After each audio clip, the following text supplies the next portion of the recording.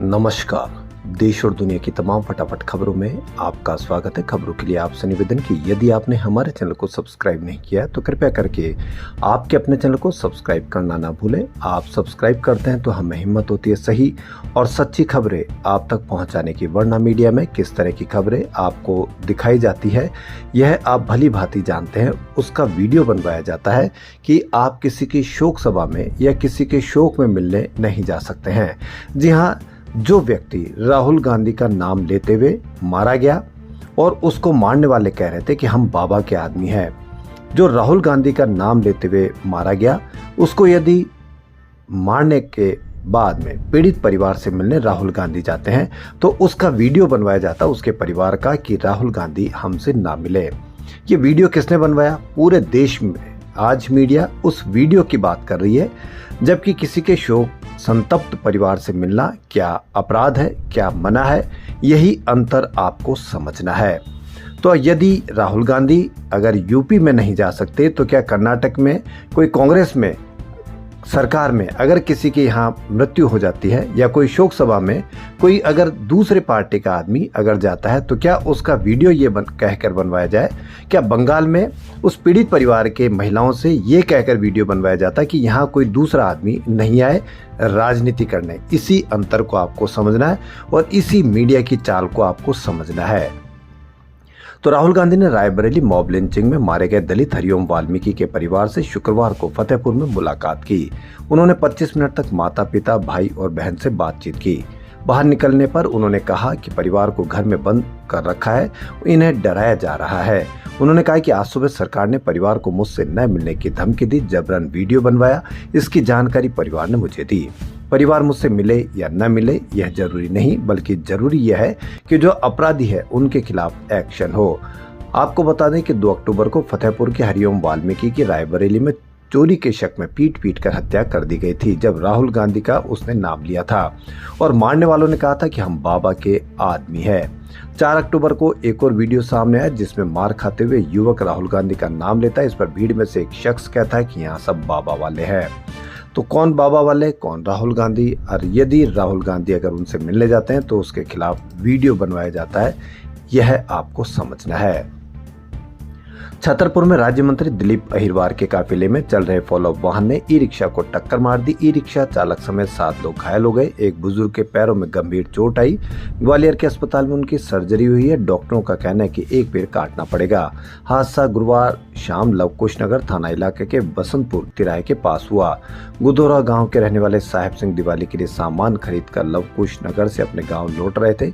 E rickshaw में 7 लोग सवार थे। इसी दौरान फॉलो वाहन ने ई रिक्शा को टक्कर मार दी, जिससे वह पलट गया। कहते हैं कि टक्कर मारने के बाद न तो वाहन रुके और न ही किसी ने अस्पताल पहुंचाया। लेकिन इससे कहीं कोई डरने की जरूरत नहीं, क्योंकि आप आजाद हैं। आपको वही खबर देखनी चाहिए जो मीडिया आपको दिखाता है। सोने ने आज फिर नया ऑल टाइम हाई बनाया। Indian Boolean and jewellers association के अनुसार 10 ग्राम 24 कैरेट सोने का दाम आज 2,113 रुपए बढ़कर 1,29,584 रुपए के स्तर पर बंद हुआ। दिन के कारोबार के दौरान इसने 1,30,874 का ऑल टाइम हाई बनाया था। कल ये 1,27,471 रुपए पर बंद था। वहीं चांदी की कीमत में भी आज तेजी रही। ये 1,147 रुपए बढ़कर 1,69,230 रुपए प्रति किलो पर पहुंच गई। कहीं पर भी कोई चर्चा नहीं कि सोना क्यों महंगा हो गया है। अब कोई मंगलसूत्र बनवाएगा तो कौन चुरा कर लेकर जाएगा, इसकी कोई खबर ही नहीं, क्योंकि आम आदमी अब मंगलसूत्र बनवाने की तो बहुत दूर की बात है, सोना खरीदने की भी बात सोच नहीं सकता। बिहार चुनाव में राजनीतिक दलों ने अब की बार आर पार की जंग छेड़ दी। वैसे तो एनडीए और महागठबंधन के साथ ही प्रशांत किशोर की जन सुराज पार्टी भी चुनावी मैदान में है, लेकिन बीजेपी और आरजेडी की लड़ाई आमने सामने है। यही हाल महागठबंधन में आरजेडी का भी है। तेजस्वी खुद को बतौर सीएम चेहरा पेश कर रहे हैं, लिहाजा बिहार विधानसभा चुनाव में बीजेपी और आरजेडी माहौल बनाने के लिए नहले पर दहला मारने में भी जुटी है। इसी का नतीजा है कि बीजेपी की ओर से मैथिली ठाकुर और आरजेडी की तरफ से खेसारी लाल यादव दोनों कलाकार राजनीति में क्या योगदान देंगे, यह देखना बाकी है। केंद्रीय गृह मंत्री अमित शाह शुक्रवार से 3 दिन के बिहार दौरे पर पहुंचे। उन्होंने पटना में सीएम नीतीश से उनके आवास पर मुलाकात की। दोनों के बीच लगभग 15 मिनट तक चुनावी रणनीति पर चर्चा हुई।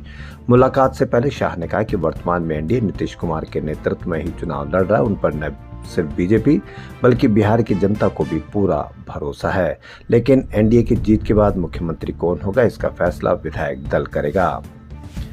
दिल्ली यूनिवर्सिटी के अंबेडकर कॉलेज के प्रोफेसर सुजीत सिंह को दिल्ली विश्वविद्यालय छात्र संघ की जॉइंट सेक्रेटरी दीपिका झा ने थप्पड़ मारा है। जी हां, एबीवीपी की छात्र जॉइंट सेक्रेटरी दीपिका झा, लेकिन आपको कहीं पर भी कोई मीडिया पर इसकी कोई खबर देखने को नहीं मिलेगी।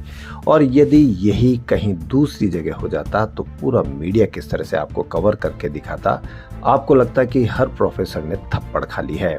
इस पूरी घटना का वीडियो भी सामने है। इसमें साफ दिखाई दे रहा है कि कैसे सभी लोग एक साथ खड़े और दीपिका प्रोफेसर को थप्पड़ मार रही है। प्रोफेसर सुजीत सिंह ने इस मामले की शिकायत पुलिस में दर्ज कराई है। छात्र नेता प्रोफेसर की अनुशासन समिति की जांच से नाराज बताए जा रहे थे। प्रोफेसर सुजीत सिंह की तरफ से दर्ज कराई गई शिकायत में बताया कि डूसू की संयुक्त सचिव दीपिका झा और अखिल भारतीय विद्यार्थी परिषद के अन्य सदस्यों ने मारपीट की। उन्होंने कहा कि पुलिस की मौजूदगी में डॉक्टर भीमराव अंबेडकर कॉलेज के अंदर छात्रों के एक समूह ने हमला किया। दिल्ली यूनिवर्सिटी के कई शिक्षकों ने इस घटना की निंदा की और इस शिक्षकों की गरिमा पर हमला बताया। लेकिन आप चिंता न कीजिए, यदि आपने कहीं पर भी कोई प्रदर्शन किया तो आपके सबके खिलाफ भी क्या शानदार तरीके से कवरेज की जाएगी, आप समझ ही नहीं पाओगे क्या हुआ। देश और दुनिया की तमाम फटाफट खबरों में फिलहाल इतना ही। यदि आपको हमारा चैनल पसंद आए तो लाइक, सब्सक्राइब और शेयर अवश्य करें। धन्यवाद।